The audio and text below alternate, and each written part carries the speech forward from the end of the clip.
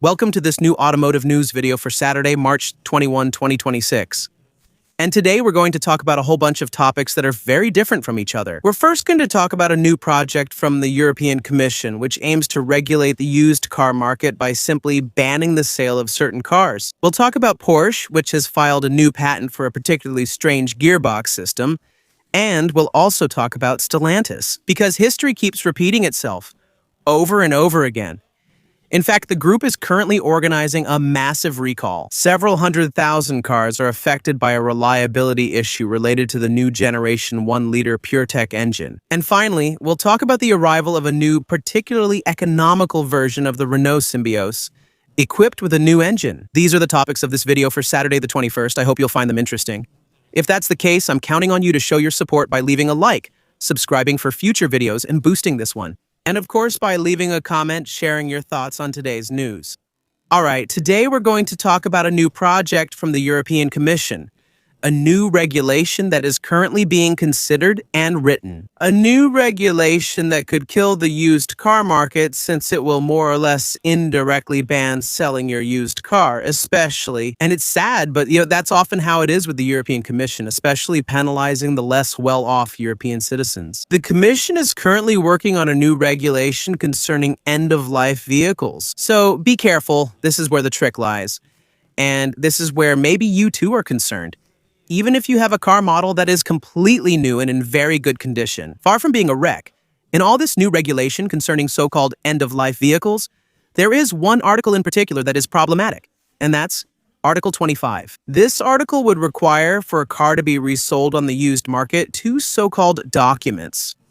First, there's the technical inspection. So far, no problem.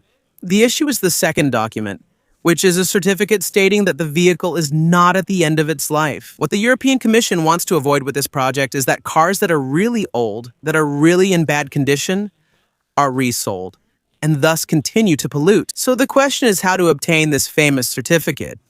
Apparently, it would go through independent expert services. You would have to pay to bring in an expert who, after seeing the vehicle, will certify whether or not the car is at the end of its life, so that it can be put up for sale or not. Without one of these two supporting documents, it would be impossible to resell the vehicle, re-register it, or even export it.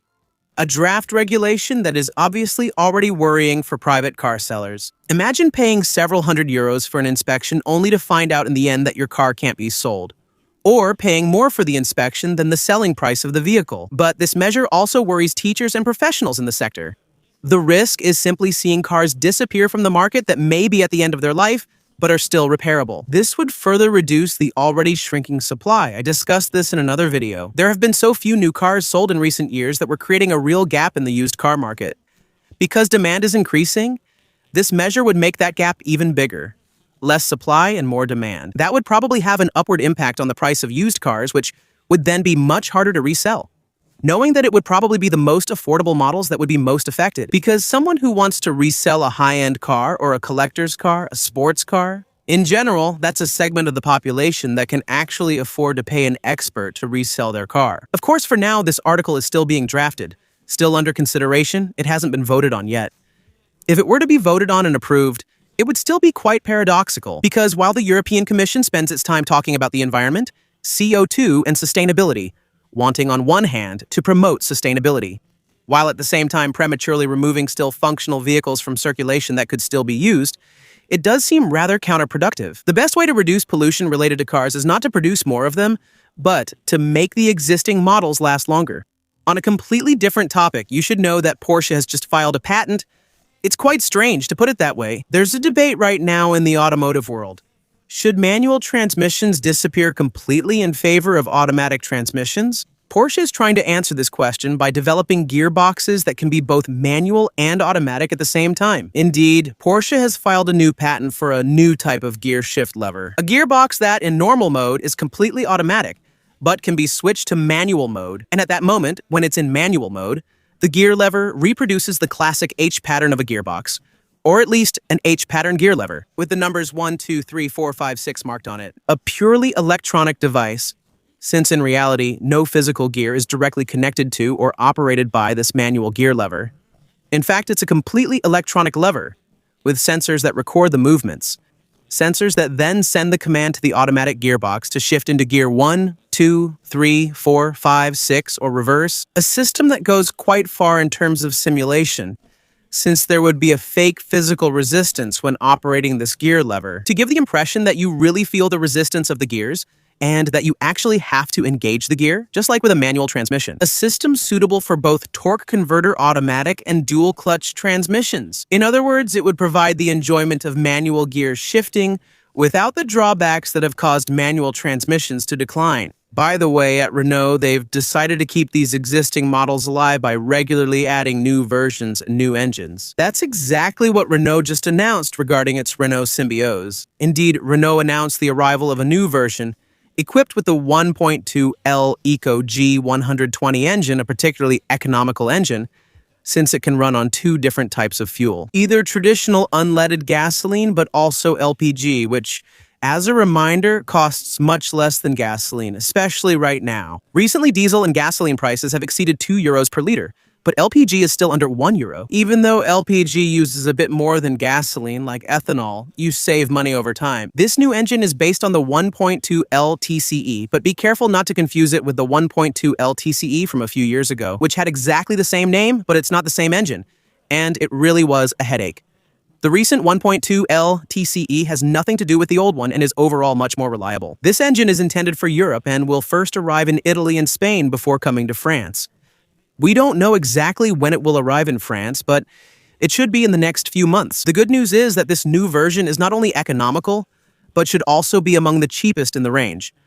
However, we don't yet know its price in France. What we do know is that on the Renault Captur, there is a version equipped with this engine. And this version is €4,100 cheaper than the 1.8 E-Tech hybrid version. That doesn't necessarily mean that there will also be a €4,000 difference on the Symbioz. But it's not unreasonable to imagine that this new version of the Symbioz would be available for around €30,000. On the tax side, this new engine is said to emit 116 grams of CO2 per kilometer. So it will be taxed, but not by much. The penalty should be limited to around 200. Would you believe me if I told you that? Stellantis is launching a new massive recall campaign that affects more than 200,000 cars equipped with its new 1.2-liter turbo gasoline engine. You mean the one meant to replace the old 1.2-liter engine? PureTech, the one Stellantis was so proud to announce that 70% of the components were brand new, or at least new compared to the previous generation of PureTech. They were also very proud to announce that it had a chain instead of a belt. The belt may have disappeared. The problems? This time, it's more than 200,000 units being recalled just in France. Cars equipped with this new 1.2-liter engine in the hybrid version, the famous 48-volt mild hybrid. Since Stellantis had the excellent idea to install this engine under the hoods from almost all of its European brands, it's models from nearly all its European brands that are being recalled. The most affected model is the Peugeot 208, which is one of its best-selling models. But there are also affected models from Citroën, DS, Alfa Romeo, Fiat, Lancia, Jeep, and Opel. There you have it, ham, egg, cheese. More recalls. And this is quite something because the reason for this recall is a space considered insufficient between the pipe, or the duct if you prefer, of the particulate filter and the cap that protects one of the terminals of the hybrid electrical system. Under certain conditions, especially in the presence of moisture, contact between these components that are too close together can occur, which could lead in the most serious cases to the formation of an electric arc that could itself cause an abnormal increase temperature with, as a result, a risk of fire in the engine compartment. Stellantis specifies that it has already recorded 12 cases of fire outbreaks related to this problem. In short, it has to be said, 12 out of hundreds or maybe even millions of cars sold worldwide.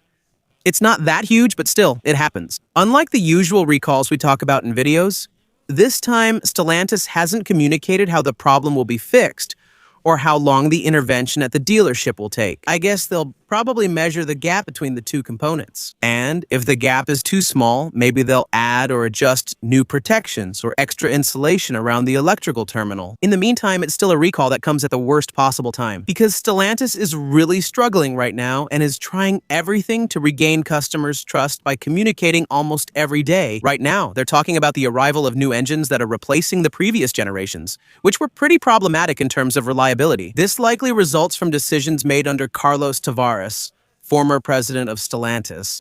Because when you own a Peugeot that's been recalled once, twice, 3 times, 4 times for different problems, you can start to get pretty fed up.